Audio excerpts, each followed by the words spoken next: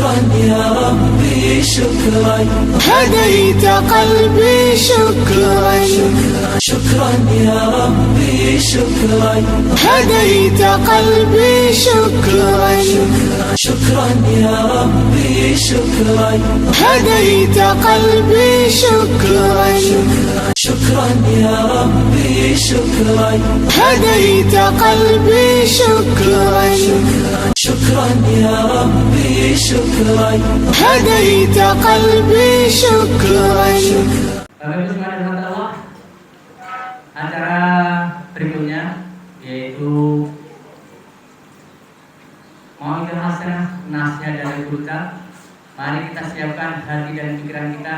Silahkan yang bawa pulpen dikeluarkan pulpennya, yang juga bawa buku silahkan keluarkan bukunya, yang nggak membawa apa-apa keluarkan handphonenya untuk mencatat supaya apa yang disampaikan oleh guru kita bisa kita bawa pulang untuk kita amalkan menjadi ilmu yang penuh manfaat dan barokah.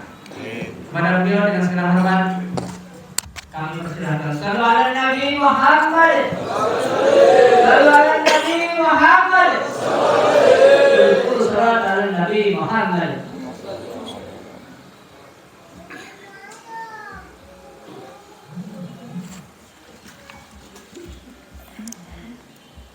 Bismillahirrahmanirrahim. Assalamualaikum warahmatullahi wabarakatuh. Alhamdulillah. Alhamdulillahilladzi an'amana bi ni'matil imani wal islam waj'alana min ummati khairil anam. Allahumma salli wa sallim wa barik wa karrim wa majjid wa azim ala sayyidina wa habibina wa syafi'ina wa qurrati a'yunina wa nuri qulubina maulana Muhammad miftahi babi rahmatillah adada ma fi ilmillah salatan wa salaman daimaini bi dawami mulkillah subhanaka la ilma lana illa ma'allamtana innaka antal alimul hakim. Rabbi syrah li sadri wa yassir li amri wa ahlul uqdatan min lisani yafqahu qawli bijahin nabi wa sahbi wal ali. Subhanallah alhamdulillah wa la ilaha illallah wallahu akbar wa la hawla wa la quwata illa billahil aliyyil azim. Dusturukum ya ahlad darak, dusturukum ya ahlan naubah, dusturukum ya ahlal hilli wal aqd. Amma ba'd. Yang kami hormati para ulama, para kiai, para asatid yang hadir di malam hari ini dan segenap para hadirin hadirat, dan juga tidak lupa yang kami muliakan para ulama, para asatid pondok pesantren Darun Najah Tashili, para ulama, para kiai, pengurus Nahdlatul Ulama baik dari MWJ Kartosono, Bapak Haji Abbas, dan juga dari Nahdlatul Ulama Ranting Desa napa niki? Tanjung Anom nggih. Desa napa? Drenges nggih. Dan segenap para perindu dan pejuang Nabi Agung Nabi besar Muhammad sallallahu alaihi wasallam. Alhamdulillah di malam hari ini kita semuanya bisa berkumpul di majelis yang mulia, di bulan yang mulia, yang insyaallah kita akan pulang dalam keadaan yang dimuliakan oleh Allah Subhanahu wa taala di dunia hingga nanti di akhirat bisa berkumpul bersama Nabi Agung Muhammad sallallahu alaihi wasallam. Amin ya rabbal alamin. Ma'asyiral hadirin hadirat hafizakumullah, kita bersyukur di bulan Maulid ini Allah masih berikan kesempatan kepada kaula panjenengan untuk bisa hadir di majelis yang dibacakan sejarah Nabi Muhammad sallallahu alaihi wasallam, di majelis yang dibacakan salawat dan pujian kepada Nabi Muhammad sallallahu alaihi wasallam, yang tidak semua daripada umatnya Nabi diberikan kemudahan oleh Allah untuk bisa menyanjung Nabi. Tidak semua umatnya Nabi diberikan kemudahan oleh Allah untuk bisa bersalawat kepada Nabi. Maka sungguh sangat disayangkan di saat Allah ciptakan kaula panjenengan di dunia ini dengan mudahnya, dengan tanpa adanya usaha dari kaula panjenengan untuk memohon kepada Allah.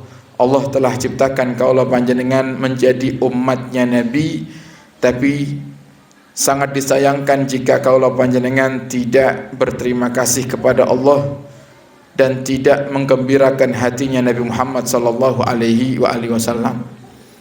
Oleh karenanya diadakan acara-acara maulid ini tujuannya minimal dengan duduknya kaula panjenengan di majelis maulid semacam ini kita bisa menggembirakan hati Nabi Muhammad sallallahu alaihi wasallam.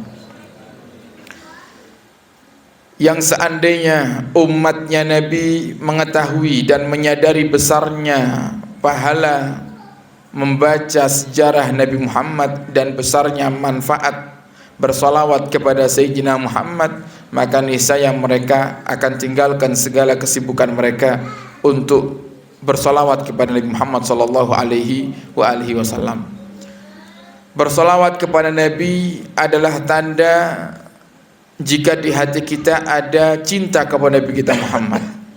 Oleh karenanya, jika ada orang yang masih berat bersalawat kepada Nabi Muhammad, itu bukti dan tanda kalau di hatinya belum tumbuh cinta kepada Sayyidina Muhammad sallallahu alaihi wasallam. Nabi Muhammad itu para hadirin punya nama lain yaitu Al-Mustafa atau Al-Mukhtar. Sehingga sering kita baca syair Ya Rabbi bil Mustafa. Ya Rabbi, wahai Tuhanku bil Mustafa, dengan berkahnya Nabi yang terpilih. Baligh maqasidana, sampaikan kami kepada tujuan-tujuan kami.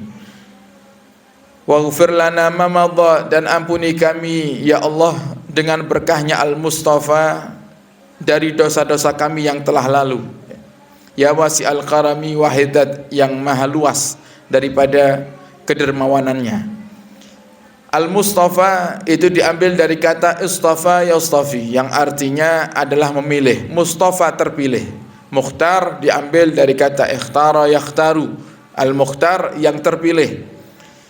Nabi kita Muhammad adalah manusia pilihan. Manusia yang dipilih oleh Allah menjadi manusia yang terbaik dan makhluk yang terbaik. Jadi kalau kita ingin mengetahui siapakah orang yang paling terbaik yang diciptakan oleh Allah Subhanahu wa taala, Nabi kita Muhammad. Bahkan di dalam Maulid Simtud Durar yang tadi kita baca, ada sebuah riwayat hadis yang disebutkan kalau tidak salah di pasal yang ke-5 ya. Riwayat Sayyidina Jabir bin Abdullah. Pernah satu hari ada seorang sahabat bertanya kepada Nabi kita Muhammad sallallahu alaihi wasallam, yaitu Sayyidina Jabir bin Abdullah Al-Ansari. Beliau berkata, qultu ya Rasulullah bi abi wa ummi akhbirni an awwali syai'in khalaqahu Allahu qabla al-asya. Ya Rasulullah, berikan kabar kepadaku an awwali syai'in, tentang sesuatu yang paling pertama diciptakan oleh Allah Subhanahu wa taala. Makhluknya Allah paling pertama niku napa ya Rasulullah? Kemudian Rasulullah menjawab, "Qala ya Jabir, wahai Jabir, innallaha khalaqa qablal asya'i nura nabiyyika Muhammadin sallallahu alaihi wasallam min nurih." Sungguhnya wahai Jabir, Allah itu menciptakan sesuatu yang pertama kali adalah nurnya Nabi Muhammad sallallahu alaihi wasallam. Oleh karenanya Nabi itu belum ada di dunia, tapi semua para nabi tahu tentang Nabi Muhammad. Dan bahkan tidak ada satupun kitab-kitab yang Allah turunkan kepada para nabi-nabi terdahulu yang tidak menceritakan Nabi Muhammad sallallahu alaihi wasallam. Pernah Nabi Muhammad itu para hadirin punya budak yang masih muda. Dan budak ini beragama Yahudi. Suatu hari budak ini sakit para hadirin. Dan seperti kebiasaan Nabi, jika ada orang-orang yang sakit di sekitar Nabi, maka Nabi pasti akan menjenguknya. Sehingga Nabi datang ke rumah budaknya yang kecil ini, ya, budaknya yang masih muda ini, dan dia dapati ternyata ketika si budak ini sedang berbaring di atas ranjangnya, bapak dari budak ini sedang membacakan Taurat. Yang kemudian melihat Nabi Muhammad datang, si bapak berhenti, ya, karena agamanya Yahudi, dia baca Taurat. Ketika ngelihat Nabi datang, bapak ini berhenti dari bacaan Tauratnya. Kemudian Nabi berkata kepada si bapak, "Wahai saudaraku, adakah di dalam Taurat yang kau baca tentang kisahku, tentang pribadiku? Adakah di dalam kitab itu cerita tentang aku?" Kemudian si bapak dengan kebenciannya dengan Rasulullah, karena dia bukan seorang muslim, dia katakan tidak. Tidak ada. Berbohong si bapak. Maka budak kecil yang beragama Yahudi tadi langsung spontan dia berkata, "Na'am ya Rasulullah, ada, ayahku berbohong. Ada sifat-sifat yang dijelaskan di dalam kitab Taurat tentang dirimu ya Rasulullah. Ada nama yang disebut di dalam Taurat, yaitu namamu ya Rasulullah. Jadi semua daripada kitab-kitab terdahulu pasti ada cerita tentang Nabi kita Muhammad sallallahu alaihi wasallam. Yang itu menjadikan terkadang para nabi-nabi terdahulu itu iri melihat umat ini. Termasuk Nabi Allah Musa alaihissalam, ketika beliau menerima suhuf, lembaran-lembaran wahyu dari Allah Subhanahu wa taala, Nabi Musa mendapati di dalam suhuf itu ada kisah-kisah tentang kemuliaan-kemuliaan umat di akhir zaman. Yang diantaranya Nabi Musa berkata kepada Allah, "Ya Allah, aku mendapati di dalam suhuf yang kau berikan kepadaku ada sekelompok umat yang hidupnya di akhir zaman, yang mereka nanti di akhirat kau bagi menjadi 3 golongan. Golongan yang pertama, yadkhulunal jannata bighairi hisab, masuk surga tanpa hisab. Masuk surga Bapak Ibu ndak pakai ngantri, nggih. Ndak pakai ngantri. Ngantri ini paling ngeselin, nggih. Ya Pak, enten bagi-bagi beras gratis ning Jrenges, nggih. Tapi ngantri ini 1 kilo. Kira-kira pripun? Jenengan melok ngantri napa wis mending tak tuku dhewe wae. Nah. Padahal gratis itu, ya. Nah, sekarang ngantri di dunia yang terkadang menjadikan kita lelah, dan kita lihat bagaimana keadaan kemarin ketika minyak susah, ya, minyak goreng susah, banyak yang pingsan ngantrinya. Nah, ini ngantri di akhirat itu tidak seperti ngantri di dunia. Ngantri di dunia paling hitungannya jam-jaman, ya. Ngantri di akhirat itu hitungannya tahunan, ya. Bahkan ratusan sampai ribuan tahun ngantri di akhirat nih.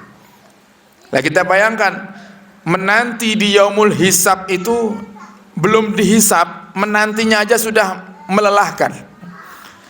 Menantinya saja sudah menjadi sebuah hal yang membebani manusia. Sampai-sampai ada di antara hamba-hamba Allah itu dikatakan yang mereka ketika hidupnya ahli maksiat, bahkan mungkin mereka termasuk golongan orang-orang kafir dan munafik, yang ketika mereka sedang mengantri di yaumul hisab, mereka mengatakan kepada Allah, "Ya Allah, kalau memang aku ini ya Rabb, kau takdirkan ujung-ujungnya masuk neraka, sudahlah ya Allah, wis ora usah ngantri. Kesuwen wis sedang cemplung nih aku nang neraka wae. Ndak betah ya Allah ngantri." Coba. Itu baru yaumul hisab, padahal neraka lebih parah siksanya dan lebih parah daripada kegentingannya daripada yaumul hisab. Nah, niki para hadirin, ada kelompok umatnya Nabi yang masuk surga tanpa hisab. Yang semoga itu kaula panjenengan, nggih. Amin ya Rabb. Nah, cuman umat yang termasuk golongan pertama niki enten ciri-cirine. Apa ciri-cirinya? Sayyidina Abdullah ibn Abbas, sepupu Nabi kita Muhammad, beliau berkata, ciri-ciri orang yang masuk surga tanpa hisab, ndak pakai ngantri, wis langsung, ya. Niki sanes VIP lagi, niki VVIP niki, nggih. Sudah langsung, ya. Dikawal langsung masuk ke dalam surga. Di antara cirinya adalah 3. Yang pertama, mereka istiqomah menjalankan yang wajib. Yang kedua, menambah yang wajib dengan yang sunnah. Kemudian yang ketiga, tidak bermaksiat kepada Allah Subhanahu wa taala. Kira-kira lek niki termasuk golongan kaula panjenengan kira-kira cocok ra mboten kira-kira. Nah, dereng nggih Ustaz nggih. Ustaz ngomong dereng nggih. Nah, coba salat 5 waktu atau kewajiban, nggih alhamdulillah. Salat 5 waktu kita jalankan. Salat puasa Ramadan kita jalankan. Yang mampu haji sampun berangkat haji mungkin, nggih yang berhak untuk yang wajib mengeluarkan zakat sampun mengeluarkan zakat. Tapi tidak cukup ini ngamalkan yang wajib. Harus ditambah dengan yang sunnah. Lah niki yang sering ditinggalkan niki, nggih. Kadang wis awake dhewe ne salat pokok sing wajib marilah, nggih. Urusan sunnah kapan-kapan ae, kan ngoten. Kadang mau salat sunnah itu namung Ramadan tok, salat tarawih itu pun awal-awal, nggih. Seminggu pertama, seminggu kedua, nggih. Seminggu ketiga mulai aras-arasan tarawih, nggih. Seminggu keempat wis railing karo tarawih tapi ring kelambi anyar, ngono kan. Wis ning tengah kota, nggih, tengah kecamatan Kertosono belanja lali karo tarawih ini. Nah, di luar itu kadang kita jarang ngamalkan salat sunnah. Dan tidak hanya salat saja, sunnah-sunnah yang lainnya. Yang bahkan terkadang sunnah-sunnah yang kecil saja sering kita tinggalkan para hadirin. Padahal tiap hari kita lakukan hal tersebut. Tapi kita tidak meniatkannya untuk mengamalkan sunnah, sekedar aktivitas saja. Makanya butuh dan pentingnya niat itu adalah untuk supaya kaula panjenengan dapat pahala. Coba tadi hari ini tadi Bapak Ibu mandi napa mboten? Mboten. Napa sak minggu pisan to? Tiang drenge lek adus kira-kira sak wulan pisan apa sak tahun pisan to?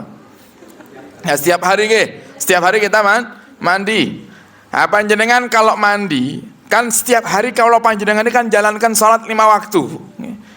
Pernahkah kita mandi, kita niat ya Allah saya mandi, niat ya Allah mandi sunnah untuk menjalankan salat 5 waktu. Pernah enggak? Enggak pernah. Wis pokok jebar-jebur kan ngoten nggih. Panjenengan malam hari ini mau hadir di majelis ini, tadi sore mandi, niat enggak ya Allah saya mandi sunnah untuk niat hadir majelis. Enggak ada, pokok jebar-jebur. Padahal kalau kita niati kita dapat pahala itu. Makanya para ulama ahli fikih mengatakan, apa tujuannya niat itu? Di antaranya qasdun niyah itu adalah tafriqul adah wal ibadah. Membedakan mana yang kebiasaan dan mana yang ibadah. Tiap hari kita mandi, tapi beda. Mandi yang ibadah niku beda. Bedanya apa? Bedanya diniati. Mau berangkat Jumatan, kita mandi. Diniati mboten mandinya. Kalau kita niati kita dapat pahala. Jadi tidak usah yang muluk-muluk para hadirin nggih. Kalau kita mau ngamalkan sunnah, langsung, Nabi kan sholat tahajud sampai kakinya bengkak. Wis aku pengen ngamalnya sunnah. Bubar majelis iki aku mangke tak tilam sedilut bareng ngoten aku tak tahajudan sampai kakiku bengkak. Paling nggih namung malam hari ini nggih. Benjing pun kapok, ngoten. Lah Nabi niku tahajud seperti itu tiap hari para hadirin nggih. Tiap hari. Kenapa? Tidak usah kita itu terburu-buru untuk langsung beranjak ke sunnah yang tinggi, yang ringan-ringan saja. Sing ringan kadang ini kita tinggalkan. Kalau sudah yang ringan kita tinggalkan, susah kita untuk istiqomah sunnah-sunnah yang berat. Mau puasa Daud, sehari puasa, sehari tidak. Senin puasa, Selasa libur, Rebu puasa, wis niat puasa Daud. Lu puasa yang kadang itu setahun sekali sunnahnya. Contoh puasa apa? Puasa Asyura tanggal 10 Muharram, puasa Arafah tanggal 9 Dzulhijjah. Ndak dijalankan, mau puasa Daud ndak suwe. Nggih, ndak suwe paling sak minggu. Ra kuat aku puasa Daud dadakno. Buyar. Kenapa? Ndak biasa dengan ngamalkan sunnah. Lah sekarang para hadirin hadirat berusaha untuk ngamalkan sunnah walaupun yang kecil-kecil.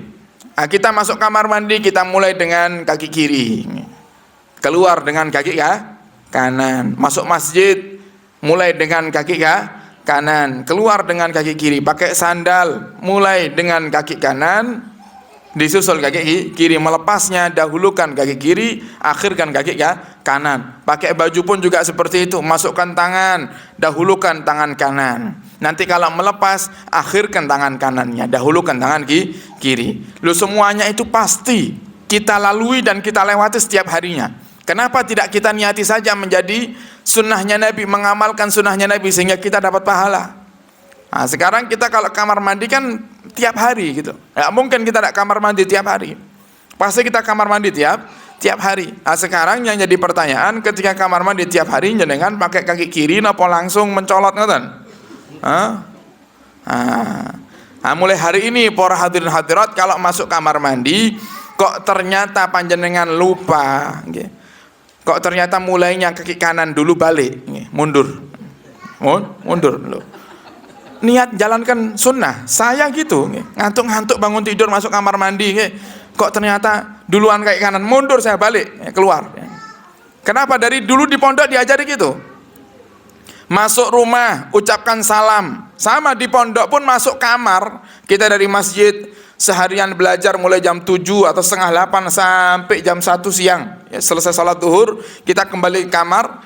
Kadang di kamar sudah ada teman-teman yang mendahului kita masuk kamar. Nah, kita mau masuk kamar, wajib untuk mengucapkan salam. Wajib kita untuk mengucapkan salam. Walaupun itu sunnah, tapi diwajibkan. Tidak boleh masuk kalau tidak mengucapkan salam. Saya tulisi, udkhuluha bisalamin aminin. Masuklah dengan salam agar kamu masuk dalam keadaan yang aman. Jadi kalau kita masuk kamar sambil ngobrol kadang kelewat salamnya. Itu ada yang teriak dalam kamar, Hasan, balik. Nah, ente masuk tadi ndak salam, balik kita. Bukan tukaran, diingatkan ribut mboten, balik. Mundur, keluar pintu, masuk lagi, assalamualaikum. Dibiasakan seperti itu. Sampai sekarang akhirnya terbiasa, karena di pondok dididik seperti itu, sekarang terbiasa. Kalau masuk kamar mandi kok ternyata kita awali kaki kanan, kadang saya mundur. Mundur, keliru nih, keliru. Pakai kaki kiri. Niat ngamalkan sunnah dapat pahala. Lah kita tidak ngerti para hadirin.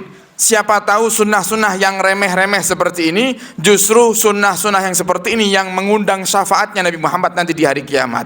Tidak tahu kita. Kalau kita ngamalkan sunnah-sunnah yang besar, mungkin kadang hati kita ini ya hari ini ikhlas, besok belum tentu ikhlas.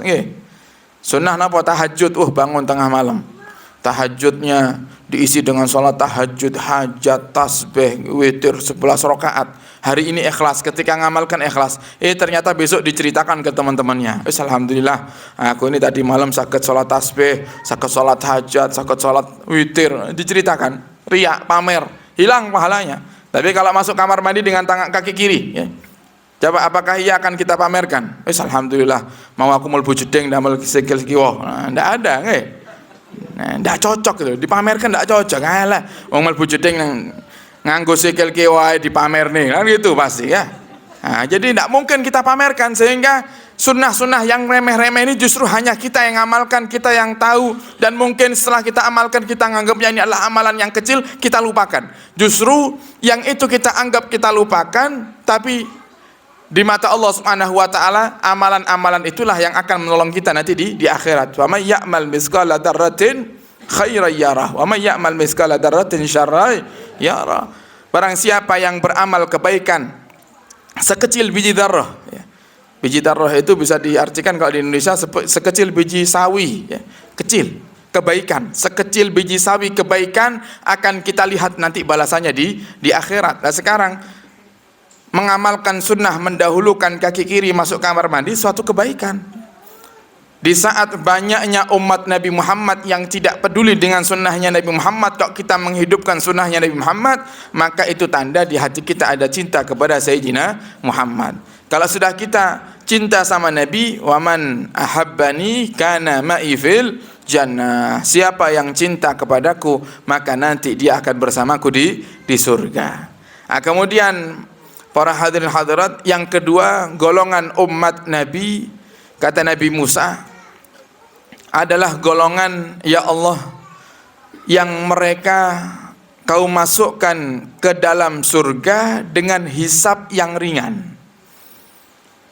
Kau masukkan mereka ke dalam surga dengan hisab yang ringan. Nah, ini mereka yang terjerumus dalam dosa, tapi segera kembali kepada Allah Subhanahu wa taala. Dia amalkan yang wajib ditambah dengan yang sunnah walaupun tidak terlalu banyak. Kemudian pernah terjerumus dalam dosa tapi taubat dengan taubatan nasuha. Nah, maka mereka ini akan mendapati hisab tapi hisabnya ringan. Kemudian yang ketiga, kata Nabi Musa, dan aku mendapati ya Allah di dalam suhuf yang kau turunkan kepadaku ada sekelompok umat itu yang mereka kau masukkan ke dalam neraka, kemudian kau masukkan dia ke dalam surga. Jadi intinya ya Allah, semua golongan umat ini ujung-ujungnya semuanya masuk surga. Ada yang masuk surganya ekspres langsung cepat tanpa ngantri, ada yang masuk surganya ngantri tapi ngantrinya tidak lama-lama. Ada yang dia dimasukkan ke neraka sebentar, kemudian kau angkat dia ya Allah, kau masukkan dia ke dalam surga. Iki umat kok cek enake ya Allah, kata Nabi Musa nih. Intine sedaya mlebu swarga. Niki umat sinten? Jadikan mereka itu umatku ya Allah, kata Nabi Musa. Kata Allah, tidak wahai Musa, mereka umatnya Nabi Muhammad sallallahu alaihi wasallam. Para hadirin, kira-kira dari 3 golongan ini kita termasuk yang mana kira-kira? Kita termasuk yang mana? Kalau sekelas Imam Hasan Basri, beliau mengatakan, ya Allah, tolong ya Rabb, masukkan aku ke surga, pertemukan aku dengan Nabi Muhammad walaupun aku termasuk golongan yang ketiga. Imam Hasan Basri ini, sekelas Imam Hasan Al-Basri, yang beliau itu Masya Allah kalau sudah berceramah, para hadirin tidak ada satupun yang mendengarkan tausiah beliau kecuali pasti tobat semuanya.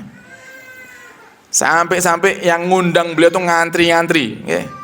Kenapa? Misal ada diceritakan Imam Hasan Al-Basri itu, para hadirin, pernah didatangi oleh sekelompok budak. Sekelompok budak. Yang budak ini terlalu diforsir sama tuannya, sama bosnya, terlalu dipekerjakan dengan pekerjaan yang keras, yang akhirnya mereka ini super kelelahan. Tidak kuat mereka jadi budak. Mereka ingin menjadi orang yang merdeka. Akhirnya mereka datang kepada Imam Hasan Al-Basri, ya Imam, tolong nanti Jumat yang akan datang kami meminta dan mohon kepadamu wahai Imam Hasan Al-Basri untuk menjadi khatib Jumat di masjid kami. Dan kami minta tolong sampaikan tentang keutamaan memerdekakan budak. Nah, kenapa budak ini minta seperti itu? Karena tahu kalau Imam Hasan Al-Basri yang ceramah pasti nurut semuanya. Akhirnya apa? Kata Imam Hasan Al-Basri, siap insyaallah. Saya akan mencoba untuk berkhutbah nanti di masjidmu dengan tema keutamaan memerdekakan budak. Para budak itu sudah menanti hari Jumat, para hadirin nggih. Wis pokok bar Jumatan awake dhewe niki merdeka insyaallah. Sudah paham mereka itu nggih. Kenapa? Saking mandinya omongannya Imam Hasan Al-Basri ini. Begitu mereka berangkat ke masjid sholat Jumat bersama tuan-tuan mereka, ternyata yang khutbah bukan Imam Hasan Al-Basri. Cekek nggih. Lek tiyang Surabaya niku ngomongnya cekek ngoten nggih.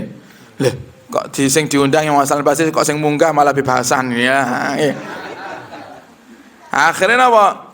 Mungkin minggu depan. Akhirnya ditunggu minggu depan. Minggu depan mereka datang ke masjid untuk menjalankan salat Jumat. Ternyata sama. Yang khatib bukan yang Hasan Al-Basri lagi.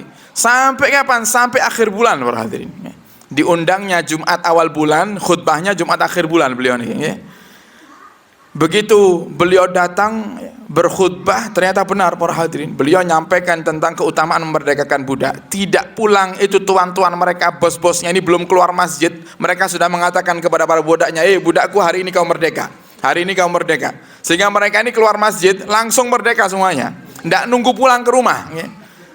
Saking mandinya tuh omongannya Imam Hasan Al-Basri, kalau mau berceramah pasti yang mendengarkan ceramahnya langsung mengamalkan. Misal kalau tiang saniki enten Ustadz, Kiai, Habib nyuruh jamaah, ayo Bapak Ibu perbanyak sholawat. Tidak nunggu sampai rumah, pulang nih sudah ahli sholawat semuanya. Niku lek seandainya wonten niku Imam Hasan Al-Basri zaman sekarang. Ini kadang kita nih ceramah berulang kali diulang-ulangi, kadang malah dikritik karo jamaah. Beb, ceramahane napa mboten enten sing liyane to. Kok panggah ngajak sholawat. Kadang ini pernah terjadi seperti itu. Ada kiai, ada ustadz, dai, para hadirin hadirat. Kalau ceramah itu yang dibahas sholat terus. Diundang di Kertosono bahas sholat, diundang di Blitar bahas sholat, diundang di Tulungagung bahas sholat, sampai akhirnya pendereknya niku bosan sampean nggih.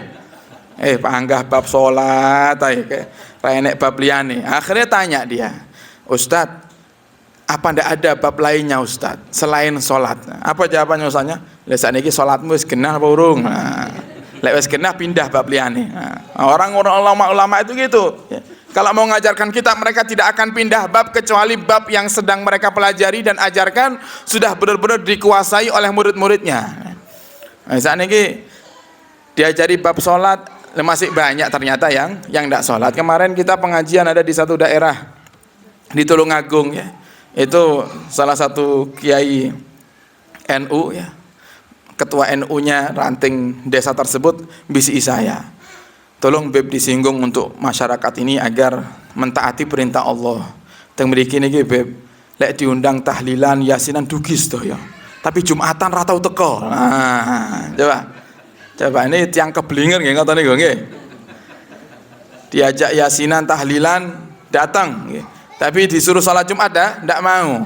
Lah jenengan tangleti ta ya. Kok iso lho ya yasinan dugi ngantuk-ngantuk nggih panggah dugi. Anu, kalau mboten dugi ora penak iki. Lek Jumatan kan enek sing absen to. Sing absen Gusti Allah, yang absen langsung malaikat.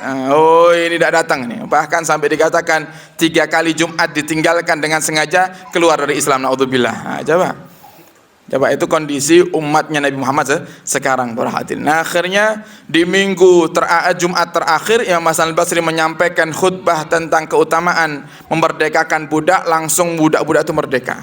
Akhirnya budak-budak itu pun mantan-mantan budak ini berkumpul ya. Sowan datang dalamnya Imam Hasan Al-Basri. Nah, kemudian mereka berkata, "Ya Imam, kami datang yang pertama untuk berterima kasih. Alhamdulillah kami semuanya sudah merdeka sekarang. Kami tidak ditekan lagi oleh tuan-tuan kami. Kami tidak ditekan lagi oleh bos-bos kami. Mereka langsung memerdekakan kami. Begitu selesai kau turun dari mimbar, mereka selesai salat Jumat langsung kami dimerdekakan. Belum mereka keluar dari masjid, kami sudah dimerdekakan semua, wahai Imam. Cuman kami juga ada keluhan sedikit, wahai Imam. Kenapa? Kami ngundangnya di Jumat pertama, kok panjenengan datangnya Jumat terakhir.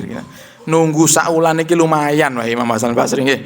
Sambat nih nggih, sampun dibebas nih, sampun dimerdekakan masih sambat. Akhirnya dikasih tahu saya Mas Hasan Basri, iya, sebelumnya aku juga mohon maaf karena aku ini tidak pernah berceramah dan mengajarkan apapun sebelum aku melakukannya.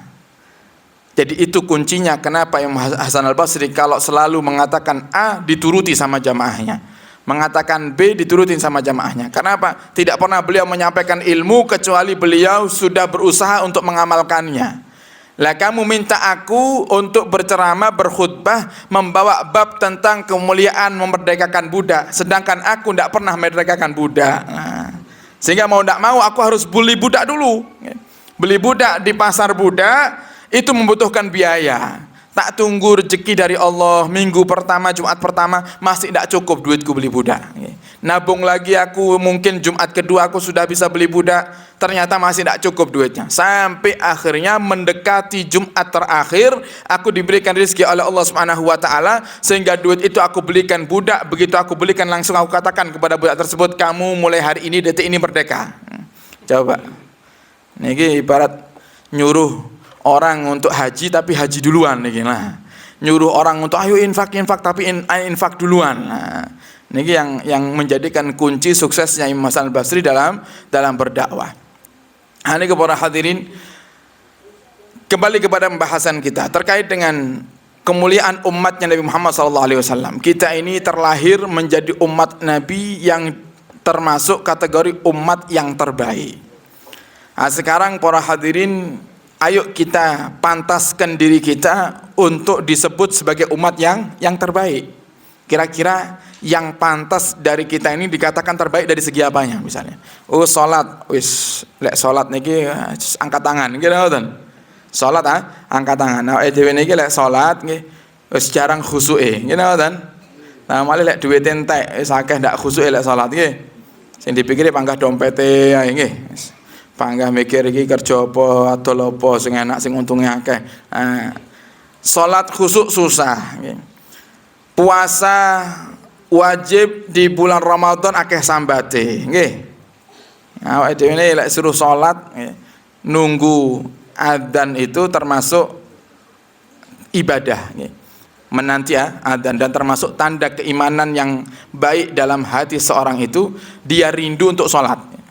Bahkan dia rindu, misalnya hari ini di waktu subuh dia menjalankan sholat subuh, rindu, ya Allah kapan ya sholat duhurnya, rindu untuk sholat duhur. Rindu untuk sholat duhur, sehingga menanti-nanti. Begitu dengar adzan semangat untuk menyambut waktu duhur. Itu tanda iman yang baik dalam hati seseorang. Nah, cuman kita jarang melakukan itu para hadirin. Ya. Kadang kita nih adzan, ndak adzan ya sama saja. Gitu kan? Ya. Di adzani ra krungu, tapi lek HP-ne muni titik langsung. Ya. Gercep, ya. gerak cepat. Ya. Dengar adzan biasa-biasa aja, bahkan tidak jawab. Bahkan kalau kita buka kitabnya Al-Imam Al-Habib Muhammad Al-Haddar, beliau punya kitab namanya An-Nafahat Ar-Ramadaniyah. Ya. Termasuk nanti di akhirat itu ada golongan orang-orang yang disiksa oleh Allah Subhanahu wa taala dengan Allah siramkan timah yang panas di telinga mereka. Apa sebabnya? Di antara sebabnya adalah mereka dengar adzan tapi tidak mau menjawab adzan. Dengar adzan tapi tidak dijawab adzannya. Kecuali kalau tidak dengar dimaafkan, tidak dengar ya. Nah, ini dengar nih ya. Tapi panggah nonton TV nggih. Bahkan para ulama-ulama itu sampai di pondok niku nggih.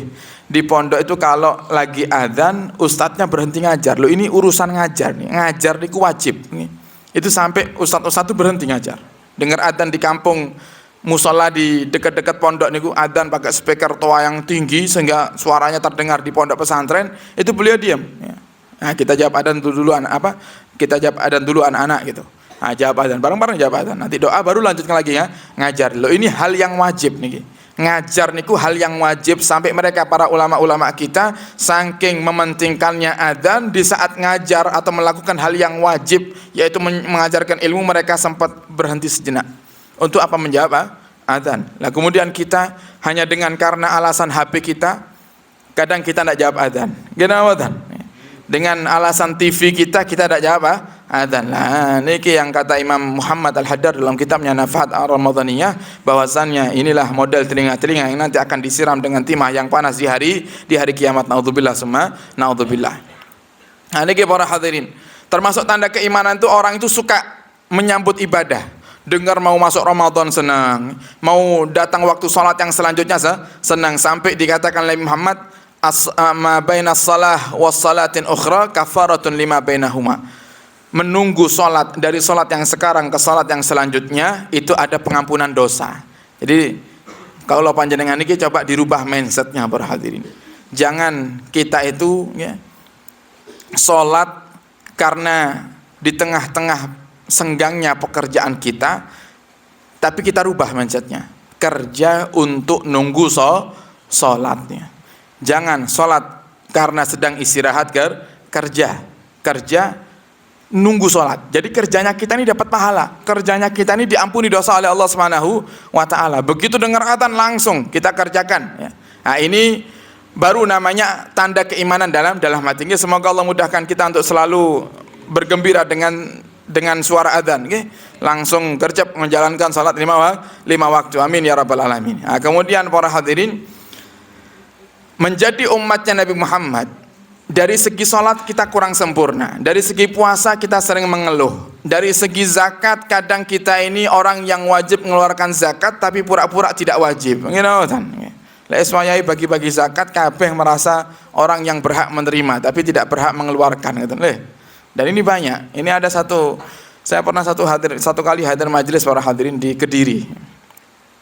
Habib tolong disampaikan ceramah tentang pentingnya mengeluarkan zakat. Ya. Karena di sini nih orang-orang hanya mau nerima tapi tidak mau mengeluarkan. Nah, sampai-sampai ada satu warga, kata beliau ini takmirnya, ada satu warga punya rumah tingkat, mobilnya 2. Kalau sudah dekat-dekat Idul Fitri, dia berpesan kepada takmir, Pak Haji, jangan lupa jatah saya. Coba, mobilnya kalih, saya ngarep beras. Coba, ini kebangetan ini, super ya, kebangetan. Makanya dikatakan oleh para ulama ini model-model penjahat zakat. Dia yang harusnya mengeluarkan zakat, malah dia yang minta zakat. Nah, urusan haji, kadang banyak kita ini beralasan. Aku ini belum mampu saya ini berangkat haji karena saya tidak megang duit. Tidak megang duit tapi tanahnya berhektar-hektar, bujui namanya, nggih. Makanya kata para ulama itu, patokan wajib haji itu bukan kita megang duit, ya. Bukan kita megang duit. Patokan wajib haji itu adalah di saat kita punya kemampuan untuk berangkat dengan harta yang kita miliki. Harta itu tidak harus uang, kata para ulama. Seandainya kok ada orang dia tidak punya duit sama sekali, 100.000 pun tidak punya, tapi dia punya tanah di sana sini, maka wajib salah satunya dia jual untuk dia berangkat haji. Nah, semua ini daripada amaliyah yang wajib sering kita ini kalau mengamalkannya karena terpaksa. Atau di saat kita mengamalkannya kita sambat, kita mengeluh. Nah, sekarang para hadirin, ayo kita selingi daripada kehidupan kita ini dengan kita bersalawat kepada Muhammad sallallahu alaihi wasallam. Karena dengan salawat, ya, Allah cinta kepada kita, dan salawat ibadah yang paling afdol. Kenapa? Karena dalam keadaan hati kita terpaksa, ikhlas atau riya, semuanya jika yang kita baca salawat maka tetap diterima oleh Allah Subhanahu wa ta'ala. Makanya orang-orang dulu itu banyak yang diangkat menjadi wali oleh Allah cuman karena istiqamah baca salawat kepada Nabi kita Muhammad sallallahu alaihi wasallam. Sampai ada diceritakan para hadirin, ya, oleh Imam Muhammad, ya, beliau bercerita, kita ini punya, ada di sekitar kita, di kampung kita ini, kata beliau, ada satu khadim, ya. Khadim niku pembantu raja, ya. Khadimus sultan, pembantu raja. Yang khadim ini, pembantu raja ini terkenal dengan keburukannya. Orangnya tidak baik, ya. Orangnya teledor dalam urusan ibadah, teledor, ya. Pernah satu hari, kata beliau, kata si imam ini, aku bermimpi bertemu dengan Rasulullah. Aku dapati Rasulullah itu menggenggam tangan pembantu raja yang buruk ini tadi akhlaknya, pembantu raja yang ahli maksiat ini, yang kalau diomongi selalu ngeyel. Rasulullah itu menggandeng tangannya. Sampai aku akhirnya tanya kepada Rasulullah dalam mimpi, ya Rasulullah, kenapa kau gandeng orang ini ya Rasulullah? Sedangkan orang ini di kampung kami terkenal bukan orang yang baik. Apa kata Nabi Muhammad?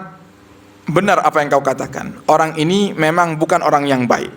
Dia kurang sempurna dalam urusan mengingat Allah Subhanahu wa ta'ala. Tapi orang ini tidak pernah tidur di waktu malam kecuali dia sudah membaca salawat 1000 kali.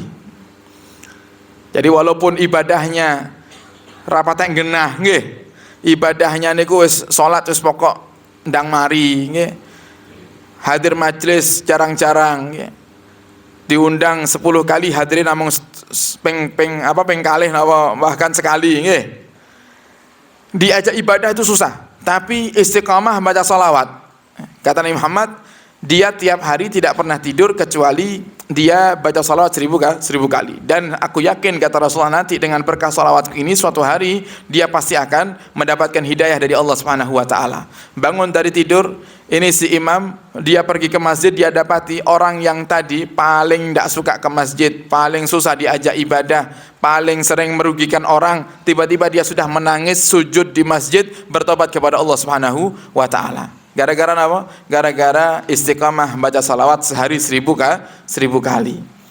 Nah, salawat niku para hadirin ibadah yang paling mulia, ibadah yang paling banyak manfaatnya. Apapun hajat kita, coba jenengan minta sama Allah dengan wasilah salawat kepada Muhammad sallallahu alaihi wasallam. Sampai-sampai Al-Imam Abul Abbas Al-Mursi itu termasuk salah satu waliullah yang ahli salawat. Gara-gara beliau ini banyak salawat para hadirin, sampai beliau itu bisa mengetahui apa yang akan Allah takdirkan terjadi di masa yang akan datang. Jadi misal di satu daerah, ini akan hujan lebat dibarengi dengan angin, beliau tahu. Hujannya belum turun, beliau sudah tahu kalau akan datang angin, atau yang disebut dengan dalam bahasa ilmu tasawuf itu adalah maqamul mukasyafah, derajat kasyaf, ya. Bisa mengetahui sesuatu yang akan datang yang tidak diketahui oleh orang normal. Itu pernah beliau satu hari masuk ke satu kampung, okay. Beliau datang ke satu kampung.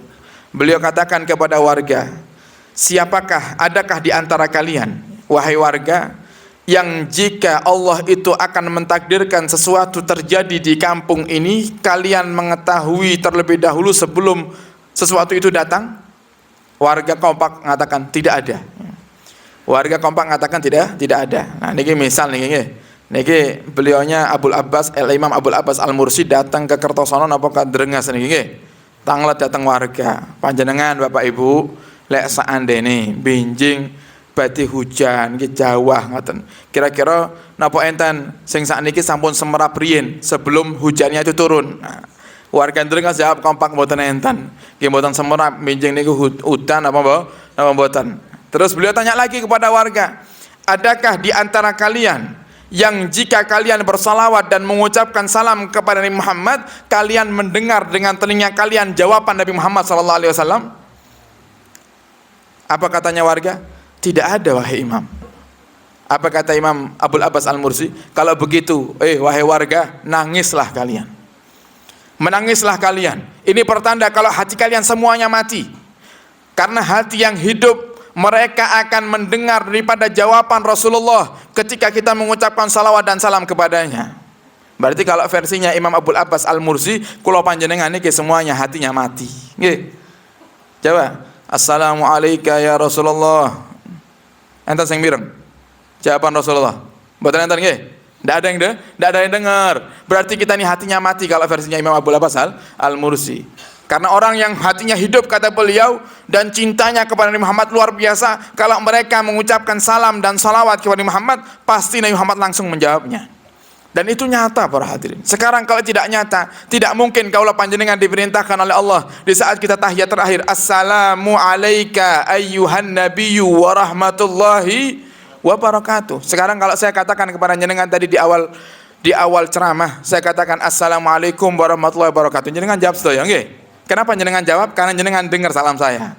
Nabi jenengan salam, Nabi jawab salam jenengan.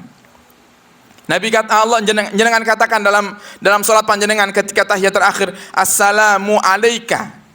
Dan ini Allah perintahkan kaulah panjenengan untuk mengatakan dengan lafaz assalamu alayka, salam atasmu.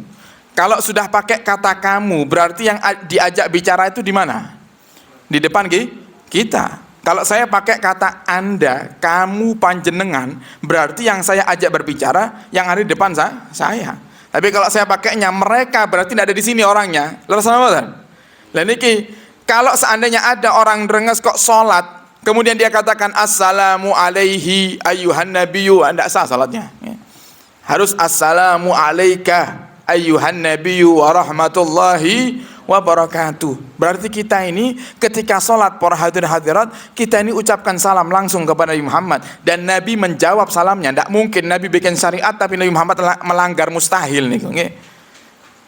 Tidak mungkin Nabi katakan kepada umat, wahai umatku, mengucapkan salam itu hukumnya sunnah dan menjawabnya hukumnya wajib. Kemudian kok Nabi mendengar salam kaulah panjenengan ketika tahiyat, Nabi kita Muhammad tidak jawab? Tidak mungkin, pasti jawab. Nah itu kalau Imam Abul Abbas Al-Mursi saking cintanya beliau kepada Nabi kita Muhammad, beliau bisa mendengar jawaban Nabi Muhammad langsung. Coba, alangkah gembiranya kita nggih. Dengar jawaban Nabi langsung. Yang itu bukan menjadi hal yang mustahil, yang akhirnya lama-kelamaan Imam Abul Abbas Al-Mursi seperti beliau ini bisa langsung melihat Nabi Muhammad sallallahu alaihi wasallam. Oleh karenanya para hadirin, ayo perbanyak baca sholawat nggih. Perbanyak baca sholawat. Sholawat yang ringan-ringan mawon nggih. Ndak usah yang panjang-panjang. Sholawat munjiat kedawan nggih. Kedawan lek bagi versi sekelas kaula panjenengan niki nggih, ibarat sekolah niki kaula panjenengan tasik playgroup nggih. Coba lari playgroup jenengan suruh ngapal hitung-hitungan kali-kalian apa saged? Nah, mboten saged, belum waktunya nggih. Nah, sehingga jangan sok kita ini sudah di kelas kuliah nggih. Lihat keadaan kelas kuliah itu kalau sudah kita istiqomah salawat bermacam-macam salawat, baru ya kita bisa mengamalkan salawat yang panjang-panjang seperti guru-guru mulia kita nggih. Habib Segaf Baharun itu, para hadirin hadirat, saya punya guru Habib Segaf Baharun itu setiap hari hatam Dalailul Khairat. Coba, jadi bukan hal jadi hal yang wajar kalau beliau itu setiap kapan pun beliau ingin, beliau bisa bermimpi Rasulullah sallallahu alaihi wasallam. Dalailul Khairat itu saya pernah mencoba untuk mengamalkan Dalailul Khairat di bulan Ramadan. 4 kali hatam. Saya baca semalam 4 kali hatam. Itu mulai habis selesai salat tarawih Salat tarawih itu jam 8:15 kira-kira, nggih. Jam 8:15 atau setengah 9. Itu selesainya sampai mendekati adzan subuh. 4 kali hataman. Berarti kalau dibagi ya kira-kira 1 kali hataman itu bisa 1,5 jam atau 2 jam. 1 kali hataman Dalail Khairat ya. Karena dikatakan oleh para ulama dalam kitab Al-Mawaidul Jaliyah, kalau panjenengan gada hajat, punya hajat yang mendesak, super mendesak, jenengan amalkan baca Dalail 4 kali hataman sekali dudukan. Insyaallah Allah akan kabulkan. Nah, ini ijazah nih saking ulama-ulama ini termasuk Habib Ali bin Muhammad Al-Habsyi. Ini disebutkan dalam kitab beliau. Apa namanya? Yang ngarang Maulid yang kita baca tadi, di antaranya kata para ulama, kalau kita punya hajat adalah amalkan baca Dalail Khairat sekali dudukan. Ya kira-kira gini ke waktunya. Kalau jam 8 misalnya dimulai, selesai jam ya mau adzan subuh jam 4 kurang. Berarti jam berapa jam? 9, 10, 11, 12, 1, 2, 3, 4, 8 jam. Berarti 2 jam sekali baca itu saya baca dengan kencang para hadirin, enggak macane nggih ditartil ngoten nggih pun seharian niku nggih, seharian. Karena punya hajat nggih.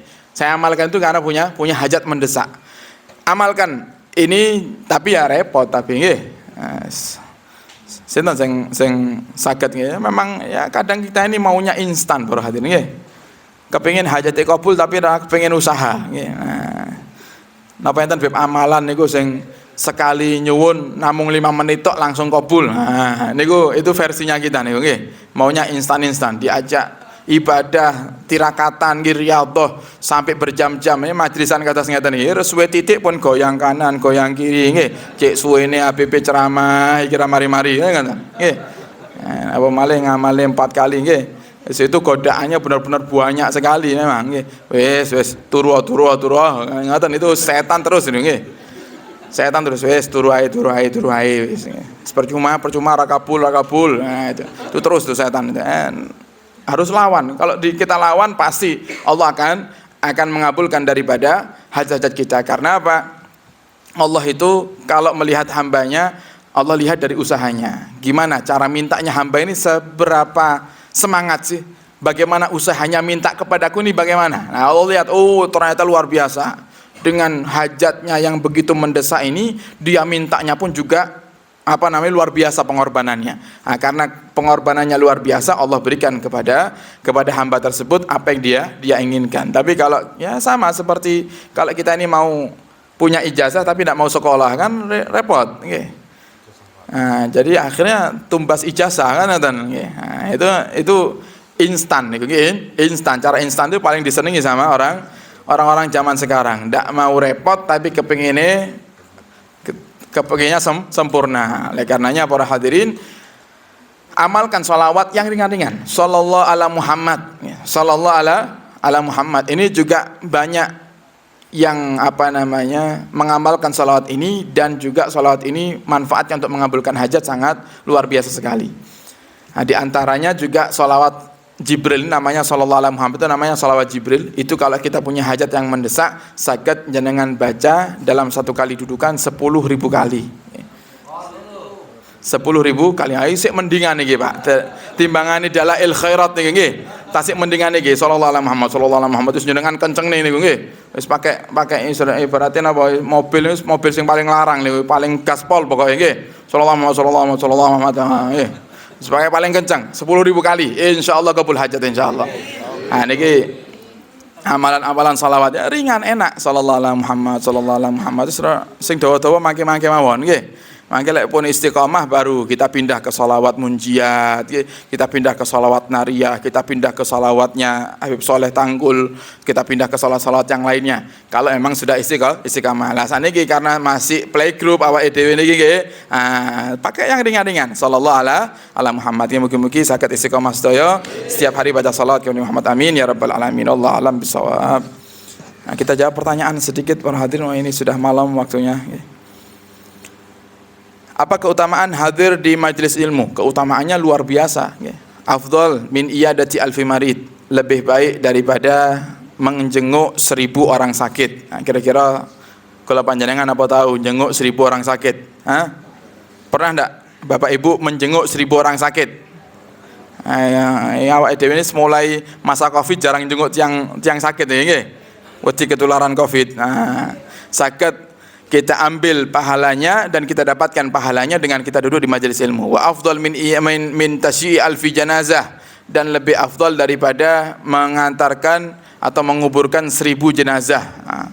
Seumur hidup kita nguburkan tetangga, keluarga, ya tidak sampai 1000. Okay. Sedangkan menyolati jenazah itu pahalanya 1 gunung, kata Nabi Muhammad. Disolati kemudian kita antarkan sampai ke kuburnya, pahalanya 2 gunung. Lah ini bisa kita dapatkan sekali duduk di majelis ilmu lebih baik daripada mengantarkan 1000 jenazah. Berarti lebih baik daripada 2000 gunung, pahalanya lebih banyak daripada 2000 gunung. Kemudian lebih baik daripada 1000 rakaat. Nah, kapan kita pernah salat 1000 rakaat? Tidak pernah. Tapi kita bisa dapatkan pahalanya dengan kita sekali duduk di majelis ilmu. Dan kalau membahas tentang kemuliaan duduk di majelis ilmu sangat banyak sekali, sampai dikatakan seandainya, kata Nabi Muhammad, umatku tahu besarnya pahala duduk di majelis ilmu, maka niscaya mereka akan berangkat ke majelis ilmu walaupun harus dengan ngesot. Coba, ini kata Nabi ini ya, harus dengan ngerangkak di jalan aspal. Rapopos, yang penting hadir majelis. Karena apa? Saking mengertinya pahala duduk di majelis. Karena kalau panjenengan tidak ngerti, makanya kadang biasa-biasa aja. Tidak datang, nyantai aja, padahal pahala yang kita tinggalkan besar. Nah, semoga kalau panjenengan jadi ahli majelis semuanya, amin ya rabbal alamin. Kemudian apa keutamaan salat berjamaah? Ya, salat berjamaah diantaranya pahala dilipat gandakan, jelas ya. Pahalanya dilipat gandakan itu sudah jelas. Yang kedua, orang yang salat berjamaah itu salatnya diterima sama Allah. Nah, tadi sudah kita katakan, kita ini kalau salat khusyuk susah, salat khusyuk susah. Seandainya kok kita berusaha khusyuk paling mentok paling rakaat pertama, betul? Rakaat kedua mulai mikir neng di mikir kambinge, mikir sapine, napa malih pas salat udan terus. Waduh, iki kebun jagungku ki pripun iki? Lek sampai terendem mati kabeh jagungku ya. Nggih, ra khusyuk ya. Nah, karena ini termasuk bisyarah, sebenarnya kabar gembira untuk kaula panjenengan orang-orang yang hidup di akhir zaman ini. Bisyarah dari siapa? Dari Nabi. Disunnahkannya salat berjamaah itu kenapa? Karena Nabi tahu kondisi umatnya di akhir zaman. Nah, sehingga salat berjamaah ini satu-satunya solusi dari Nabi Muhammad dan dari Allah untuk umatnya Nabi yang hidup di akhir zaman, yang mereka susah untuk salat khusyuk. Sedangkan khusyuk itu menjadi syarat diterimanya salat. Nah, terus gimana caranya agar salat kaula panjenengan diterima? Dengan salat berjamaah. Dikatakan oleh para ulama, dalam salat berjamaah nih, panjenengan salat di sini berjamaah. Imamnya khusyuk ya, ketika takbiratul ihram imamnya khusyuk, Allahu akbar, khusyuk imamnya. Begitu imam baca Fatihah, alhamdulillahirabbil alamin, imamnya mulai tidak khusyuk. Imamnya mulai mikiri dunia nih. Ternyata yang di belakang dengarkan bacaan Fatihah imam, yang persis di belakang imam khusyuk dia. Ketika ruku imam tidak khusyuk, yang di belakang imam persis juga tidak khusyuk, tapi yang di sebelahnya, yang di sebelah paling di utaranya atau di selatannya khusyuk. Ketika sujud ada makmum lain lagi yang khusyuk. Ketika tahiyat ada makmum lain lagi yang khusyuk. Itu sama Allah digabungkan jadi satu sehingga menjadi salat yang sempurna, dan Allah terima semuanya salat orang yang berjamaah. Jadi orang yang salat berjamaah pasti diterima oleh Allah Subhanahu wa taala. Niki termasuk keutamaan salat berjamaah. Nah, bagaimana jika terkadang masih bolong sholatnya? Wah, niku ingkang berbahaya niku nggih. Kalau sudah masih bolong sholatnya, tidak akan ada kebaikan dalam kehidupan kita. Sudah, ini para ulama yang mengatakan, saya hanya menukil. Dikatakan oleh para ulama, kalau ada orang yang tinggal seatap dengan kita, serumah dengan kita, yang dia ninggalkan sholat satu rumah, tidak akan bahagia semuanya. Jadi yang ninggalkan orang lain, yang kecipratan tidak bahagia juga kita. Makanya sering kita sampaikan kepada teman-teman, kalau panjenengan semuanya punya keluarga, jangan sampai yang tinggal di rumah panjenengan tidak, atau ada yang tidak sholat. Jangan sampai. Kalau jenengan bekerja, jangan sampai jenengan punya pegawai tidak sholat. Eman-eman, tidak diberkahi semuanya, tidak akan bahagia semuanya. Ini para ulama yang mengatakan. Saya hanya menyampaikan dan menerjemahkan kepada panjenengan sedaya. Kenapa? Karena Allah sudah katakan, salat itu tanha anil fahsyai wal mungkar. Salat itu mencegah keburukan dan kemungkaran. Berarti kalau ada orang yang meninggalkan sholat berarti hidupnya penuh dengan keburukan dan kemungkaran. Sebaliknya kalau orang itu ahli sholat, maka Allah akan jaga dari segala macam keburukan. Nah, maka ini para hadirin, sholat itu jangan sampai ditinggalkan. Eman-eman, okay? Nah, diusahakan untuk istiqamah menjalankan sholat 5 waktu. Anak-anaknya, Nabi katakan kalau jenengan punya anak-anak umur 7 tahun wajibkan kepada mereka sholat, kata Nabi Muhammad. Umur 7 tahun itu kalau di Indonesia kelas berapa sekolahnya? Kelas 1 SD. Nah, sekarang orang tua sekarang ini kadang sampai SMP merasa anaknya belum balik, belum wajib sholat. 1 SD Nabi sudah suruh anaknya itu wajib sholat. 7 tahun wajibkan kepada mereka sholat. Bahkan Nabi katakan 10 tahun kok anak panjenengan belum sholat, pukul dia. Pukul dengan pukulan rahmat yang kiranya anak itu akan menjadi takut untuk meninggalkan sholat. Karena kalau sudah dari kecil tidak dibiasakan, nanti kalau sudah balik susah untuk dibiasakan sholat. Karena apa? Anak-anak kita itu kalau masih kecil para hadirin seperti bambu. Okay. Bambu itu kalau masih muda jenengan puter-puter buatan patah gitu kan. Karena apa? Masih muda sekali. Tapi kalau sudah tua itu bambunya jenengan tekuk sedikit patah patah. Artinya apa? Mendidik anak yang masih kecil itu lebih mudah dan lebih ringan daripada kita nanti mendidik anaknya nunggu kalau anak sudah gede. Oh belum wajib kan belum balik. Nabi yang katakan 7 tahun itu belum balik, tapi Nabi katakan wajibkan sholat. Nah, sekarang para hadirin banyak sekali anak-anak kaum muslimin yang mereka tidak menjalankan sholat 5 waktu. Jadi ini pengalaman nih, artinya ini fakta. Saya dengan Pak Haji Mursada beberapa kali ngisi di SMP beberapa hari yang lalu, ngisi di SMP negeri, beberapa SMP, bukan satu sekolah saja. Ada salah satunya itu yang muridnya 1000 siswa. Siswa-siswinya ada 1000. Di tengah-tengah ceramah saya katakan kepada adik-adik SMP itu umur berapa? Umur berapa SMP? Kelas 1 SMP umur berapa? 13, 14, 15. Itu umur balik, itu umur balik. Kadang yang perempuan sudah datang darah haidnya, yang laki-laki sudah ihtilam, sudah mimpi basah, sudah muncul itu baliknya. Tapi kan namanya anak-anak kita kadang itu ya kalau mereka sedang ihtilam karena tidak fahamnya mereka dengan ilmu agama, mereka biasa-biasa aja gitu loh. Sedangkan itu sudah menjadi balik yang mereka wajib untuk menjalankan salat 5 waktu. Itu saya tanya di tengah-tengah ceramah, coba adik-adik jujur, tidak dihukum ya. Tidak akan dihukum, saya tidak akan hukum, guru-guru pun juga tidak akan menghukum. Coba adik-adik yang saya kepinginkan jenengan jujur semuanya. Yang tadi adik-adik SMP ini yang berangkat ke sekolah belum jalankan sholat subuh, coba acungkan tangannya. Wih, rata-rata Pak acung tangan. Coba. Rata-rata semuanya dari 1000 anak itu ya 90% lah, 95% ngacungkan tangannya. Coba. Yang jadi pertanyaan, gurunya kemana, bapaknya, ibunya kemana, itulah. Ojo-ojo pas ninggalin sholat pisan, semoga tidak itu. Nah, akhirnya repot. Makanya itu sengaja kami sampaikan dan pertanyaan ini selalu. Pokok kalau saya diundang di sekolahan selalu saya tanya seperti itu. Yang tadi berangkat ke sekolah tidak sholat subuh, coba acungkan tangan. Selalu. Mulai dari zaman sebelum COVID, kemudian di masa COVID kemarin sempat ngisi di beberapa sekolahan maulidan, kemudian kemarin ini di bulan Maulid ini juga ngisi. Selalu saya tanyakan seperti itu. Tujuannya untuk apa sih? Yang mungkin bahkan ada mungkin sekolah-sekolah yang itu sudah beberapa kali saya datangi, saya berceramah di situ sama pertanyaannya. Pasti saya tanya tentang sholat subuh. Kenapa? Tujuan saya adalah nyindir guru-gurunya ini.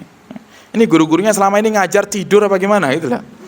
Murid-muridnya tidak sholat dibiarkan. Padahal guru-gurunya ngajarnya pakai kerudung, ngakunya muslim, tapi kok biasa aja ngelihat orang tidak sholat. Nah, biar tahu. Yang akhirnya itu menjadikan apa istilahnya, pukulan buat para guru agar juga memperhatikan urusan sholat murid-muridnya. Saya katakan kalau anak-anak didik kita ini tidak sholat, jenengan mau nasihati mereka, jenengan kepingin Habib tolong diceramahi anak-anaknya biar beradab yang baik, berakhlak yang mulia, tidak akan bisa. Tidak akan mempan. Saya ceramahi mereka, beradablah yang mulia, tiru Nabi Muhammad, ini loh begini adabnya Nabi Muhammad. Kalau mereka tidak jalankan salat 5 waktu, mental para hadirin. Dari hati tidak masuk. Masuk ke telinga kanan, keluar telinga kiri. Tidak masuk, tidak turun ke hati. Nah, kenapa? Karena kuncinya tidak dikerjakan. Kuncinya, wadahnya, agar nasihat-nasihat ini bisa diamalkan adalah tidak meninggalkan kewajiban. Semoga kaulah panjenengan semuanya dijadikan ahli sholat. Anak-anak kaulah panjenengan semua sampai hari kiamat tidak ada satupun mereka yang meninggalkan salat insyaallah. Amin ya rabbal alamin. Wallahu a'lam bishawab. Nah, ini ada pengumuman para hadirin bagi yang ingin mendaftarkan putranya di Pondok Darun Najah Atas Hili, hanya membatasi hanya 10 anak saja beasiswa, okay? Yang nantinya akan dikader menjadi guru Al-Quran, target 1 tahun khatam 30 juz bil ghaib, ya.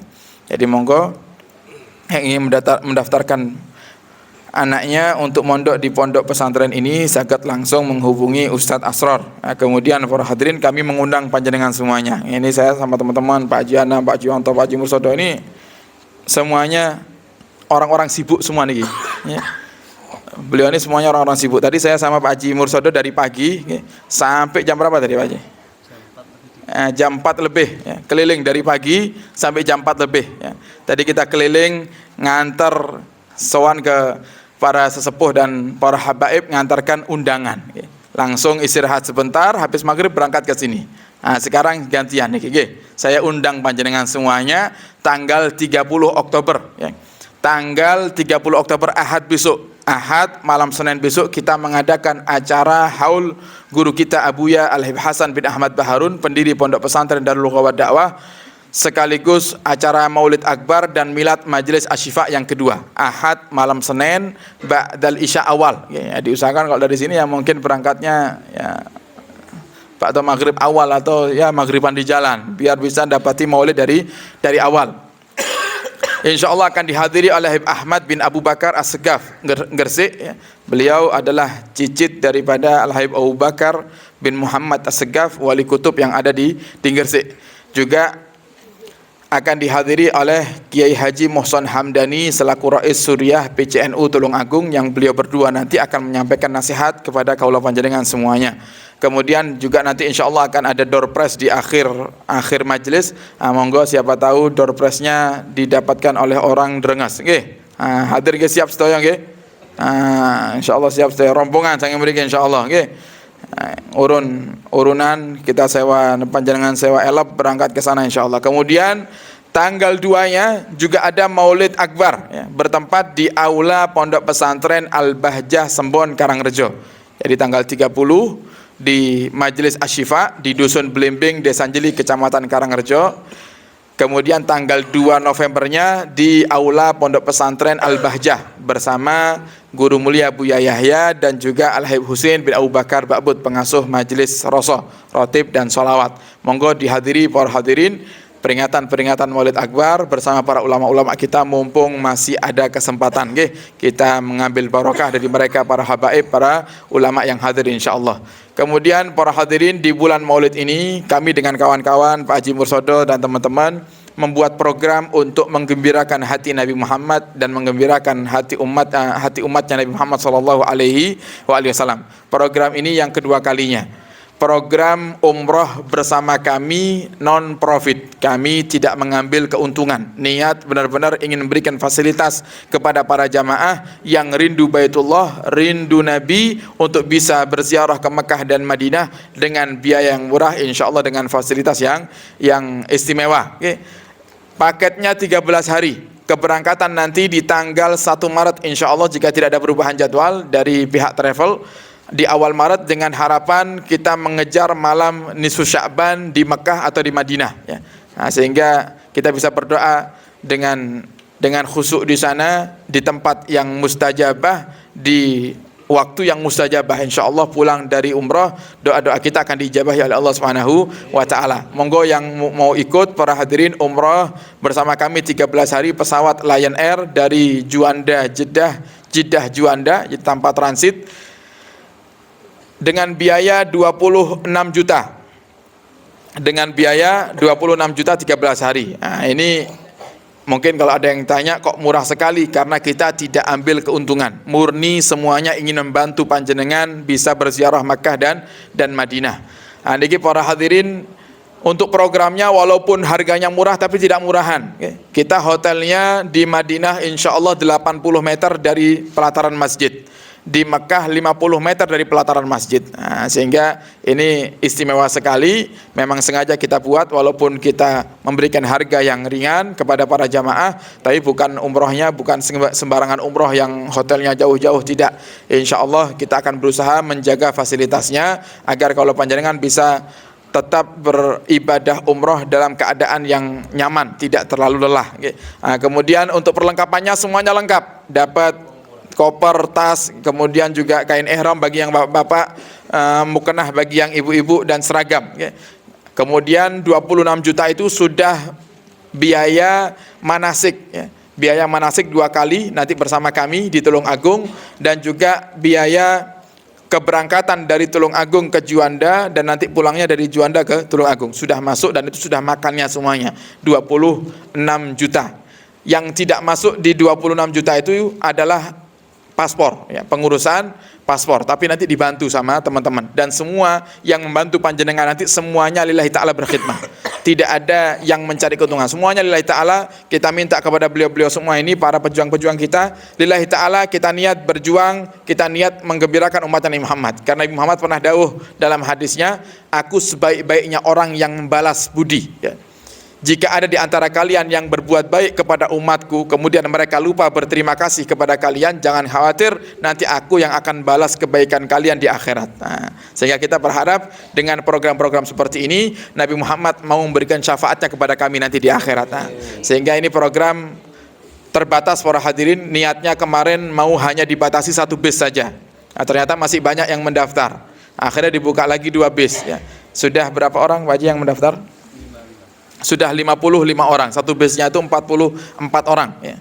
44 sampai 45 orang satu bisnya. Nah, ini sudah 55 orang, dan sudah mulai ada yang mulai ngomong-ngomong mau datang ke Pak Haji ingin mendaftar. Nah, ini kita batasi hanya di 2 bis saja para hadirin. Monggo yang ingin ikut bisa langsung mendaftar kepada beliau Pak Haji Mursodo. Nah, sudah ada beberapa warga Nganjuk yang alhamdulillah sudah daftar ke beliau, yang insya Allah juga akan berangkat bersama kami nanti tanggal 1 Maret. Semoga yang hadir di sini semuanya umroh semuanya nanti insya Allah, berangkat umroh, ziarah Makkah Madinah, ziarah ke makam Nabi Muhammad SAW. Amin ya rabbal alamin. Wallahu a'lam bishawab. Kita tutup dengan kita baca doa maulid kepada beliau Ustadz Asrar. Kami persilahkan.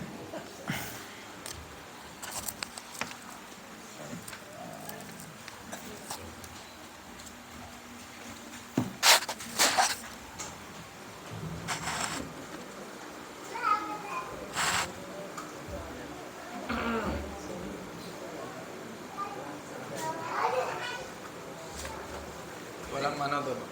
Ada? Halaman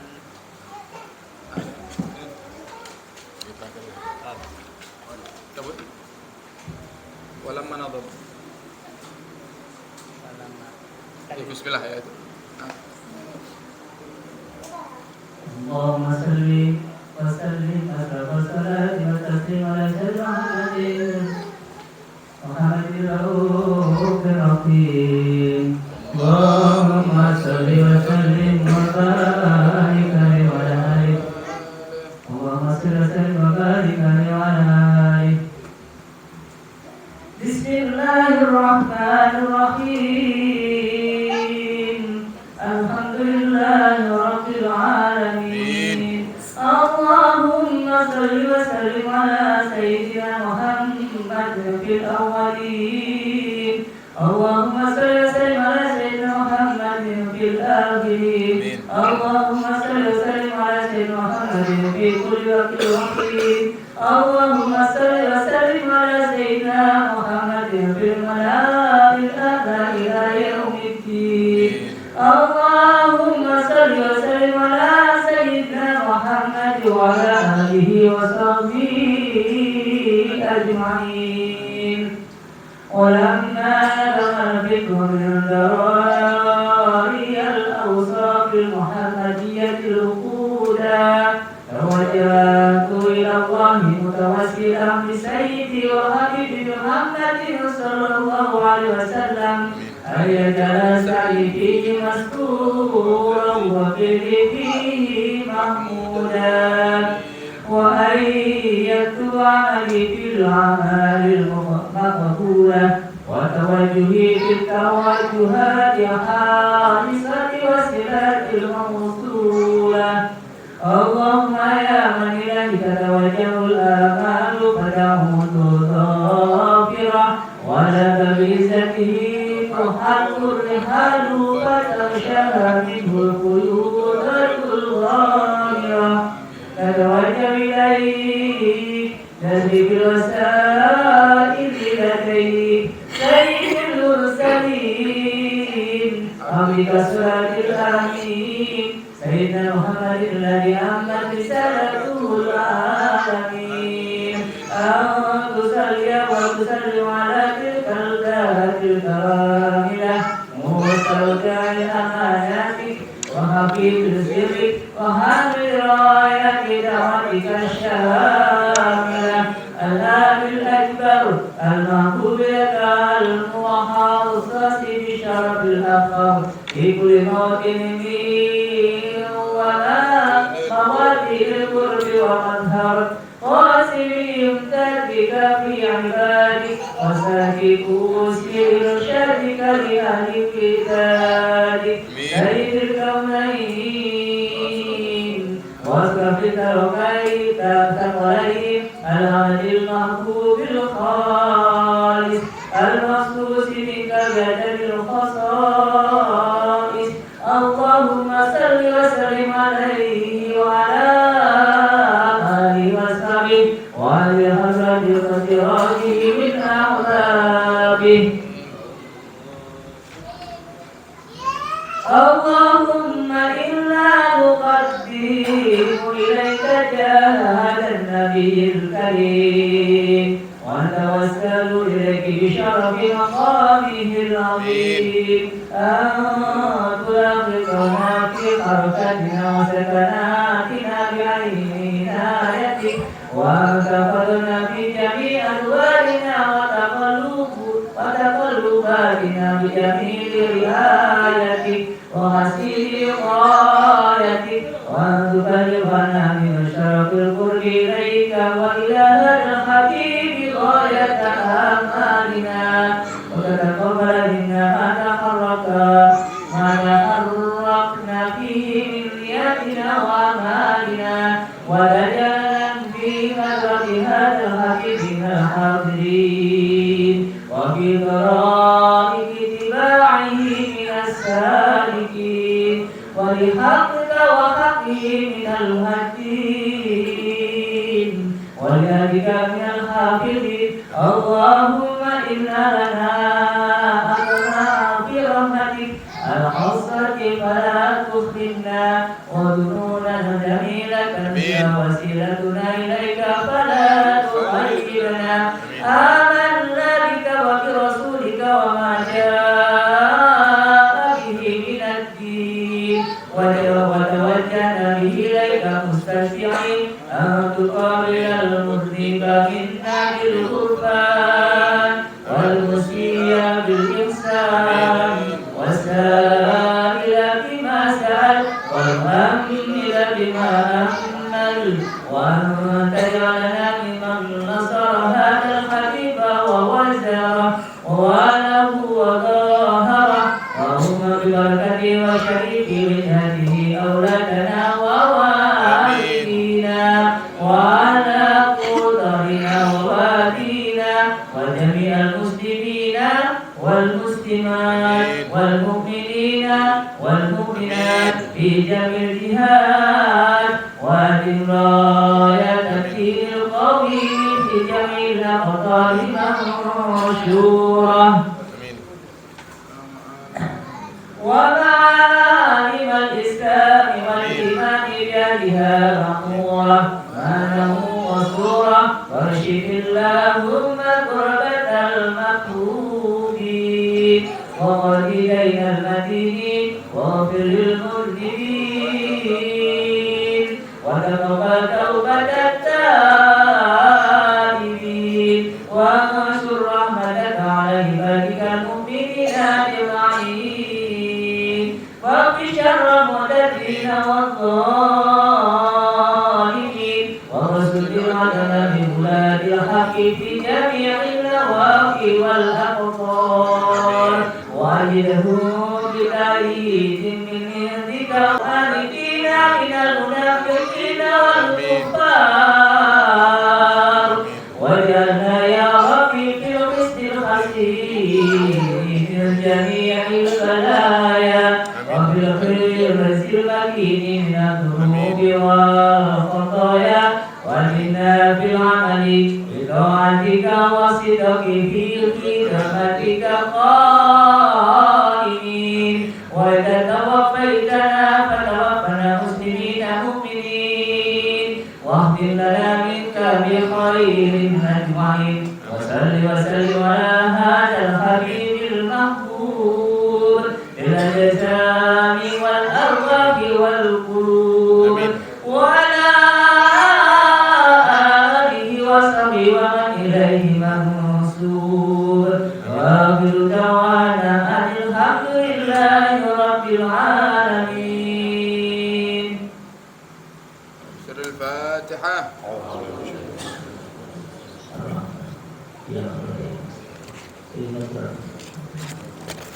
سبيل الدموع سبيل مريح تنهد يا صاحي كي تستريح وغص الدعاء الخفي الصريح يسعك الفضاء الرحيم الفسيح. سبيل الدموع سبيل مريح تنهد يا صاحي كي